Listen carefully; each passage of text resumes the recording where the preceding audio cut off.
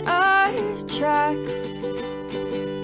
Bravely we prove in our striving, trudging together each day. Where there's a will, there's a way.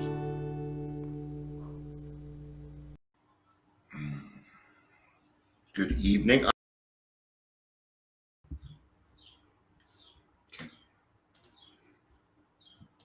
Then I gotta recheck it. Said it changed. Okay. Just making sure. Just making sure. That's what I want. Oh, thank you for joining me.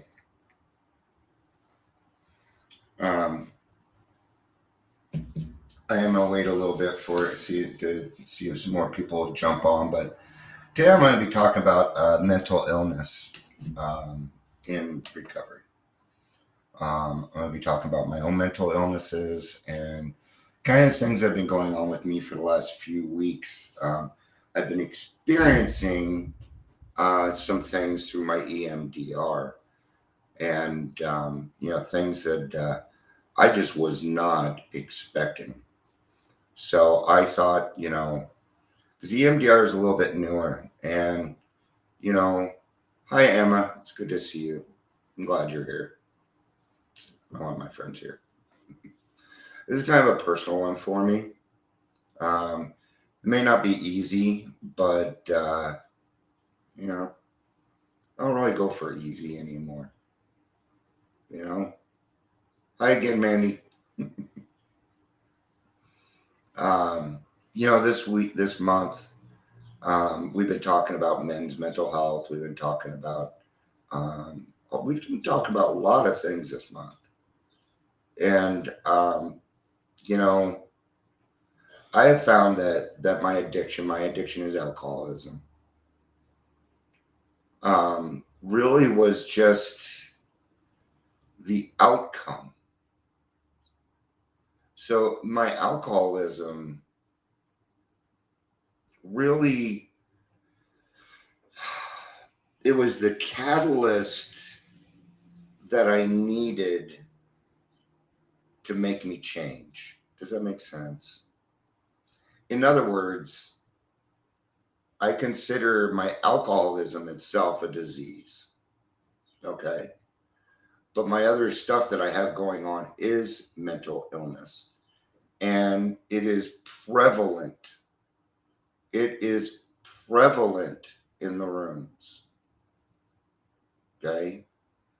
With somebody with PTSD, it is not hard for me to see it in others.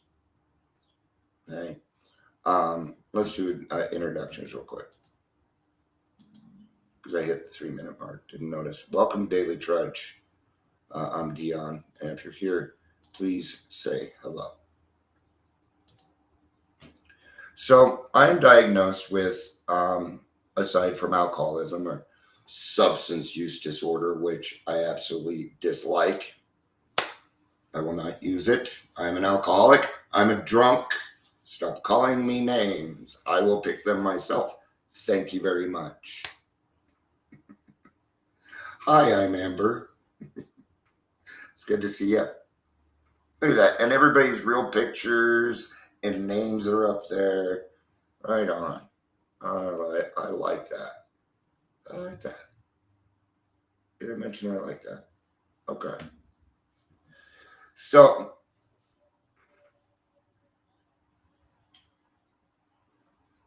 when we get into the program, let me step back a little bit. You cannot be diagnosed if you have substance use disorder, alcoholism. If you have an ism going on, let me tell you something. Addiction looks just like a lot of other things. Here's a great example. We are not narcissists, but we certainly have narcissistic tendencies. Okay, narcissism is an actual mental illness. And it's very scary. It's fucked up. It's not their fault. It's not their fault. Did you know that? Doesn't make it any. It doesn't make them any easier to be around. I know. Okay, but we did. We had narcissistic traits. You bet. I used to hold people emotionally hostage all the time. That's narcissism, right? But that doesn't mean I'm a narcissist. Okay. What that had to do with was my character defects, right? Emotional sobriety, right? Yeah. Survival traits. I call it survival mode. These are things, and you'll automatically go into them. It won't, you can't help yourself.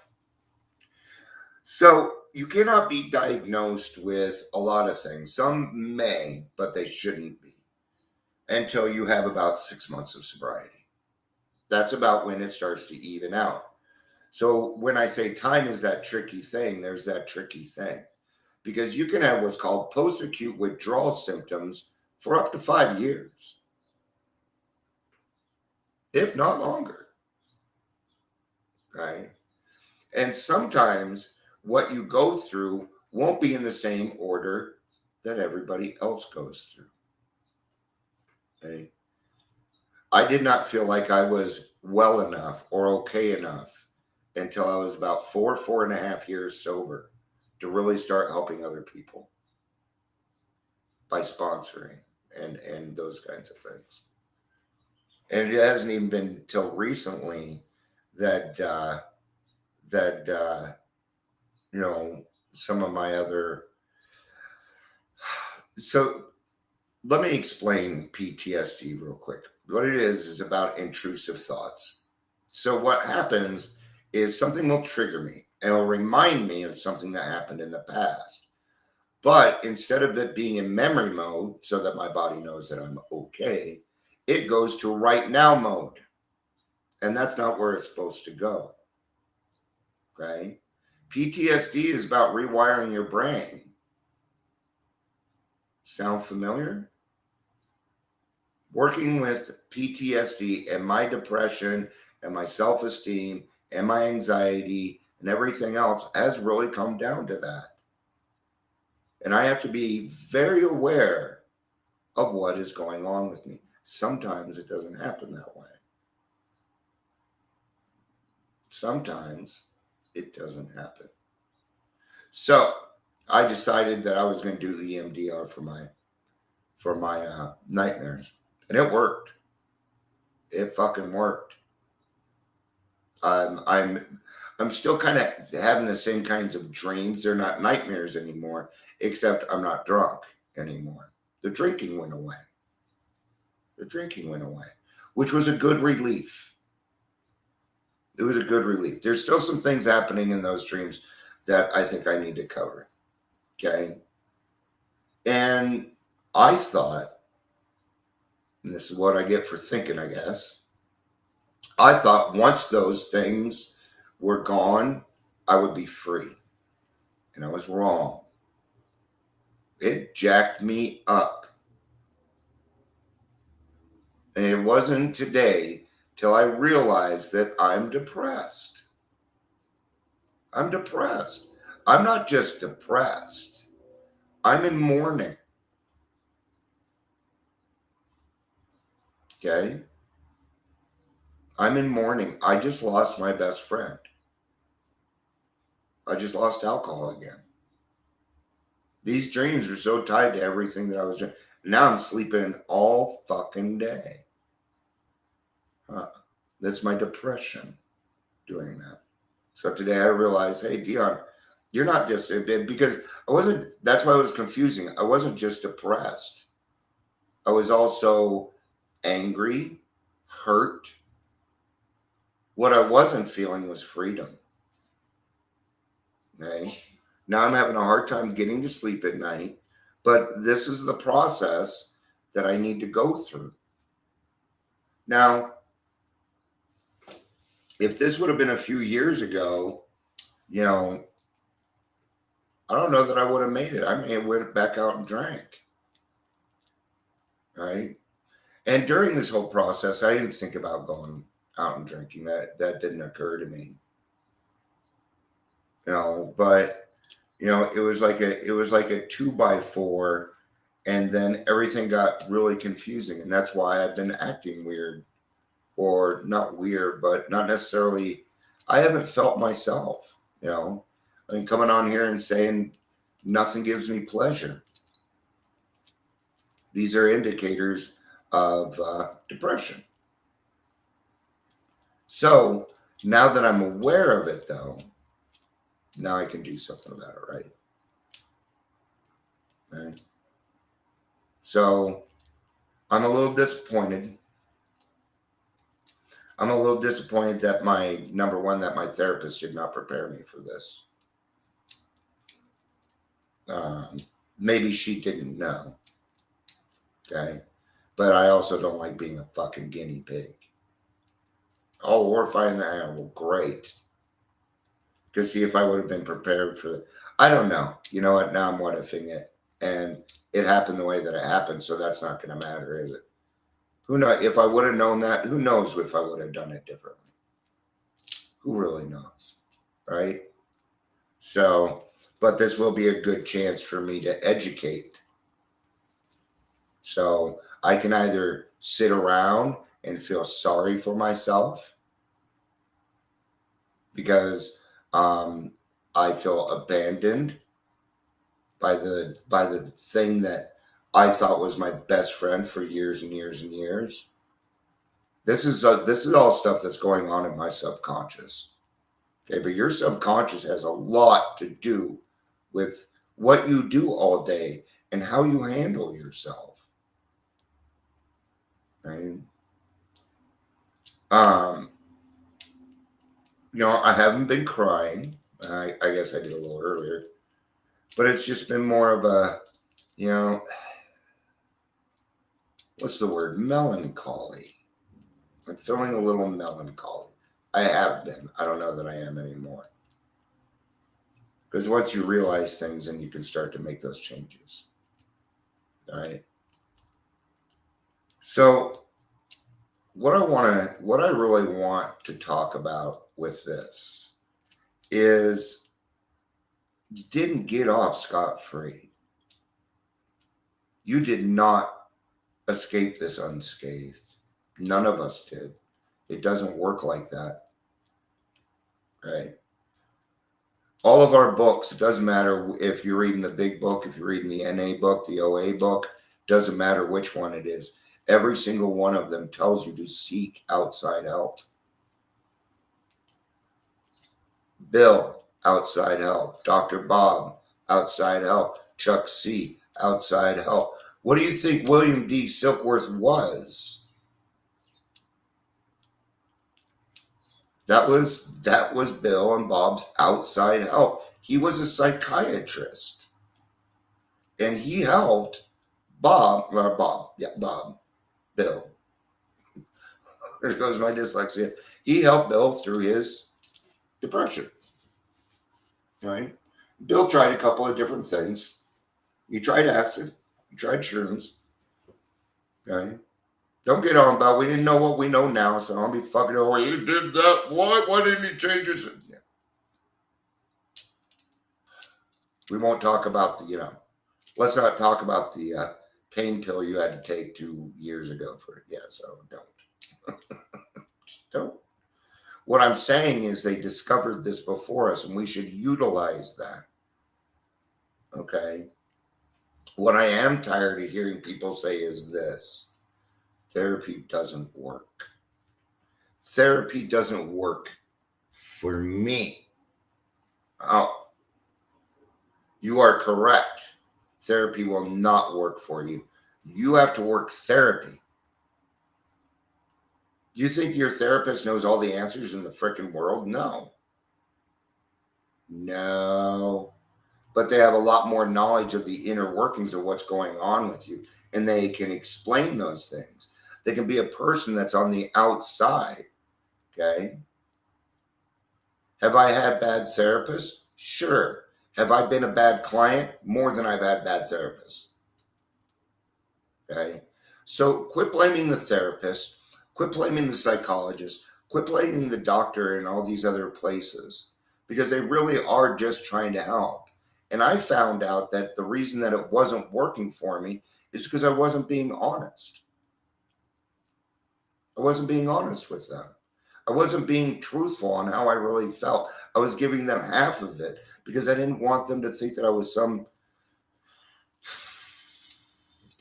I don't want to put me away.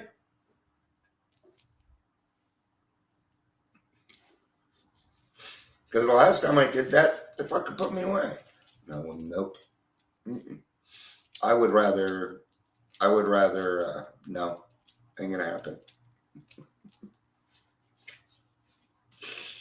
If you put me somewhere, I will escape. I always do. I always have. Okay. So, when we have our group of friends and that's great, but our friends are not therapists. We're not psychologists. We're not doctors. We're people. I'm just a drunk, man. I'm a drunk, but I've been through a lot. Okay. And sure, I've been through enough where I might as well be a therapist, but I don't want to be. I still do the same things though. I still do the same thing. And utilizing it it's the best way. It is the best way to go. And here we are back to rarely have we seen a person fail who has thoroughly followed our path. Okay. I didn't come this far to stop working on what's going on with me. Okay. Nightmares are gone. That's progress. But now I have a new set of problems. Okay. Neat thing is I have the tools to deal with these problems. I have the tools that I need in order to take care of them.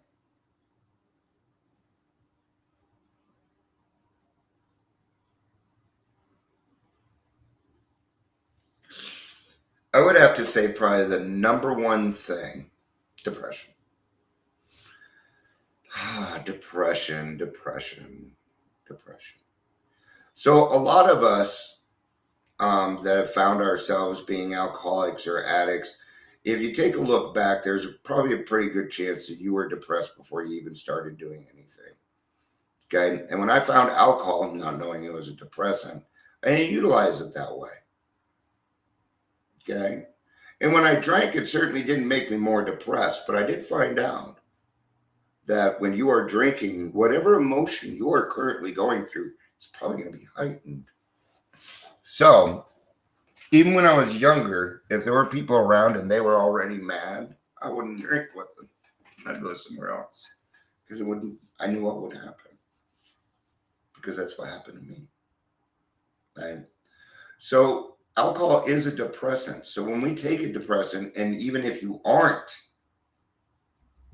depressed, it can eventually make you depressed and give you depression. It can do that. So, does that mean that you're going to need to go on head meds and this? Not necessarily. No, you might have a lot of times. What happens is you get through the fourth and fifth step, and it starts to take care of your depression. Yes, it alleviates some things. It does some things. That fourth and fifth step can help with your mental illnesses. Okay. Why 6 months? Because they're waiting for you to get through that fourth and fifth step, my friends. Even doctors, even psychiatrists and therapists understand that if you haven't done the fourth and fifth step yet, you're not really ready for them. You're not really ready for the next portion. They know that. They will still work with you. Of course they will. They don't turn people away. They're not like us, you're unwilling, so go over there.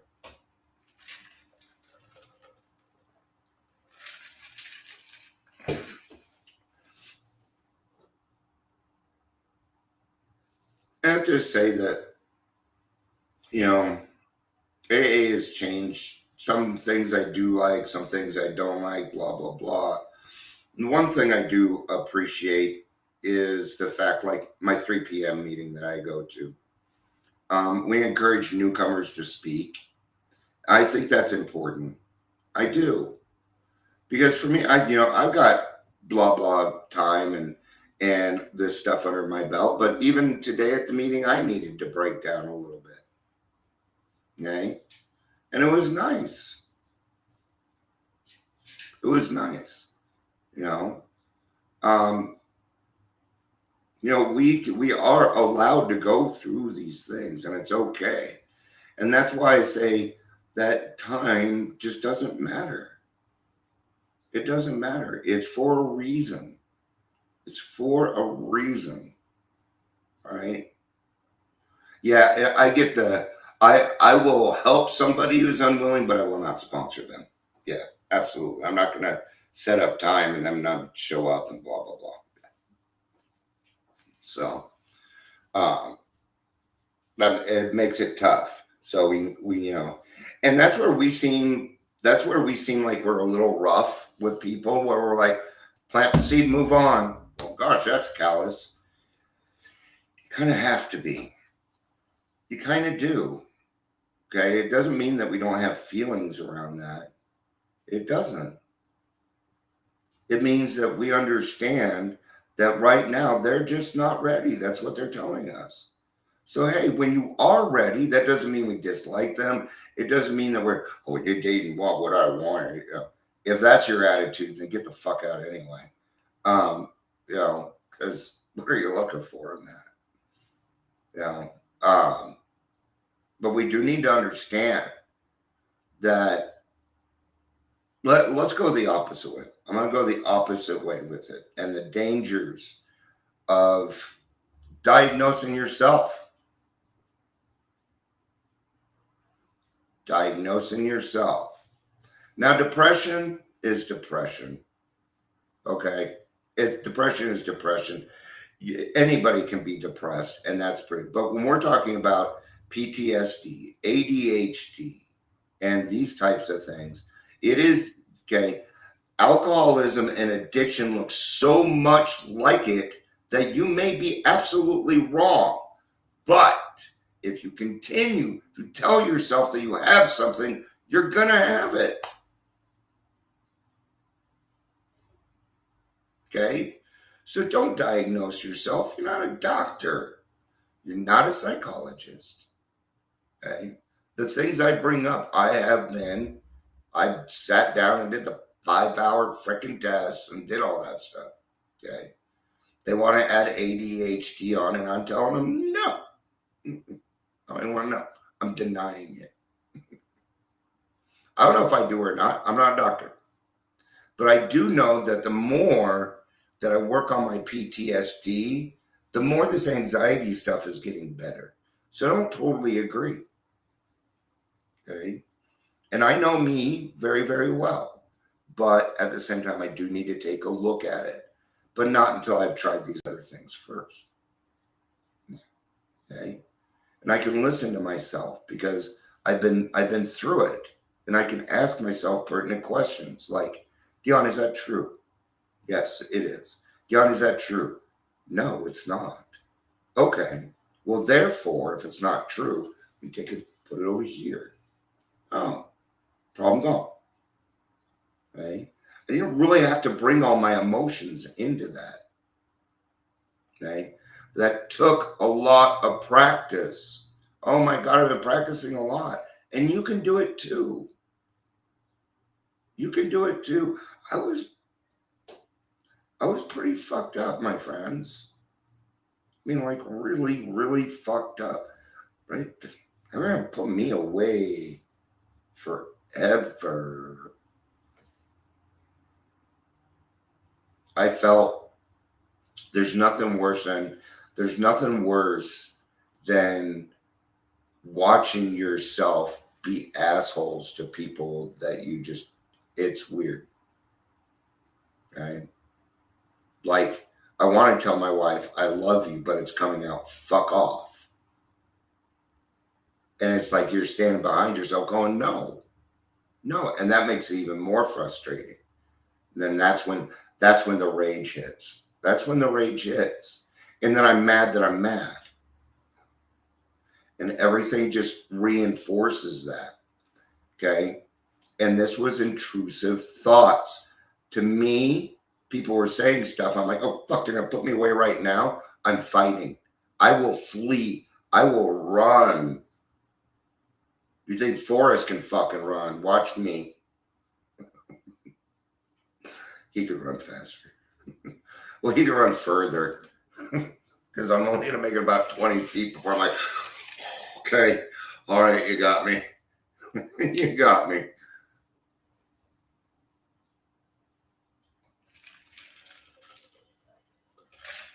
So what have we kind of covered? We've covered time. Number one, that it's going to take 6 months. Give yourself 6 months. Okay. Before you start diagnosing these things. You don't need to wait 6 months to go see a therapist. You do not need to wait. If your sponsor tells you something different, get a new sponsor. Because what you have is a sponsor that didn't work on that stuff. And you're going to need to work on that stuff. And you're going to need a sponsor who has also worked on that stuff so that when it comes to certain things in the big book, they know what the fuck they're talking about. Okay? When I go through this book with my sponsees, I cover everything, whether it applies to me or them or not. Because sooner or later, they're going to run across somebody it does apply to, and you're going to need the knowledge. You need the knowledge. Oh, it didn't happen to me. I don't need to worry about bullshit. No, you do. Okay. Just because something doesn't affect you doesn't make it your problem. Okay. Once you become aware of something, it's your problem too. Homelessness, it's your problem too. You're aware. You're perfectly aware of it. I am. It's our problem. That is a community problem. Period. Right? But the main thing is this. What you're going to need to do is you're going to need to be honest and truthful with yourself at all times. It's the only way to do it. It's the only way to get past it. Because there's going to be some hard truths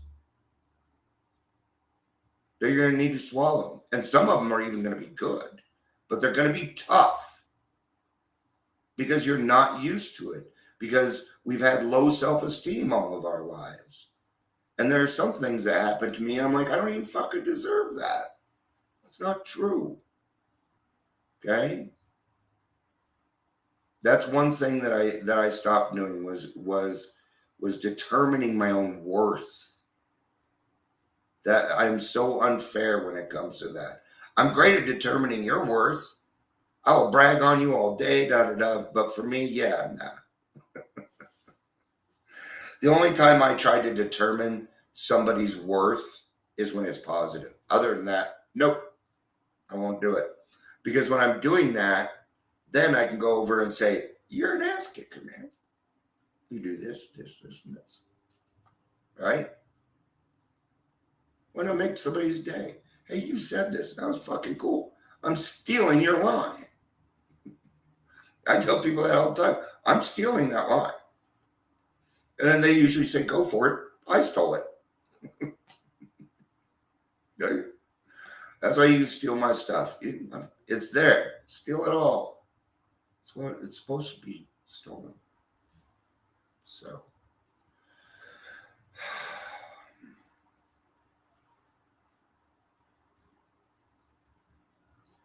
I think we should probably end with survival mode.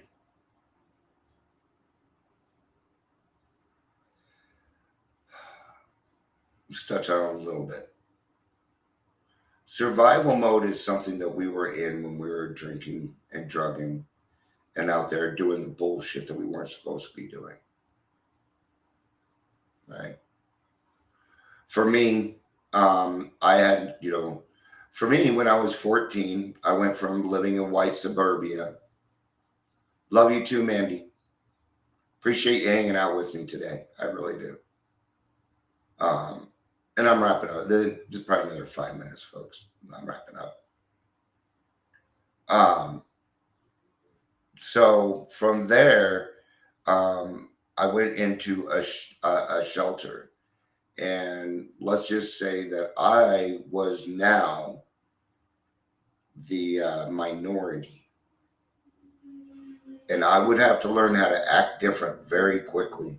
I would have to learn how to survive in an area that I didn't know anything about, and I learned real quick. I learned something very quickly.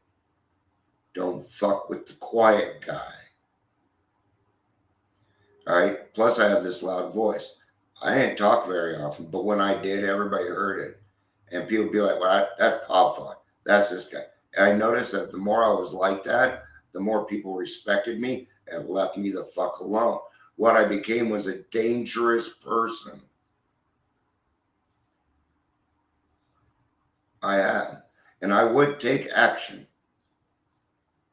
and I would not get caught. I don't know how. I don't know how I never got caught, but I didn't. Okay. And when you think back on like that, things like that, that's scary shit, man. I was 15, 15, and that was the kind of thinking I had to think of every single night. Every single night. All right. I don't want to keep you guys hostage on a Friday night. So thank you for being here. That's kind of what's been going on with me the last couple of weeks is I've just been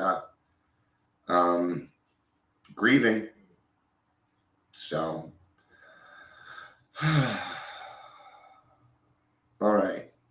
I hope everybody has a great evening. Happy Friday. And we will see you all tomorrow. I love you. Peace out and have a day.